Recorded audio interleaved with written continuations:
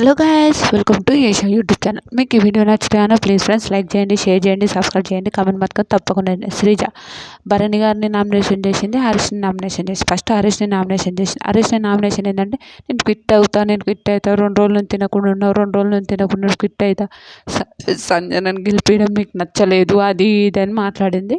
Okay, nice, super. సంజనని గెలిపించడం okay, Harish మా టీమే గెలవాలి, మేమే ఉండాలి, ఆ విషయంలో కొంచెం మిస్టేక్ ఉంది. కానీ మీరు క్విట్ అయితే మీలాంటి వాళ్ళు మా ఇంట్లో అవసరం లేదు, మీరు వెళ్ళిపోండి వెళ్ళిపోండి వెళ్ళిపోండి అంటే మధ్యలో వీళ్ళు తనుజ వీళ్ళు మాట్లాడతారు. దమ్ముంటే నువ్వు మంచిగా దమ్ముంటే అన్నాడు. అదొక తప్పు అనిపించింది నాకైతే హరీష్ది.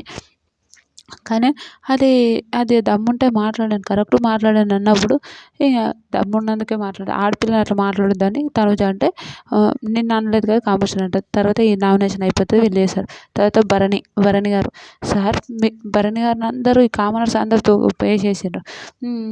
భరణి గారు సార్ మీరు ఆ రోజు ఎగ్ విషయంలో తప్పు చేశారు. ఆ ఎగ్ విషయం మీకు తెలిసింది అవును, మాకు వచ్చి సంజన గారు చెప్పేంత వరకు అవును ఈ ఎగ్ విషయం ఈ టాస్క్ ఇది జరిగిందా అనే వరకు మాకు తెలియదు.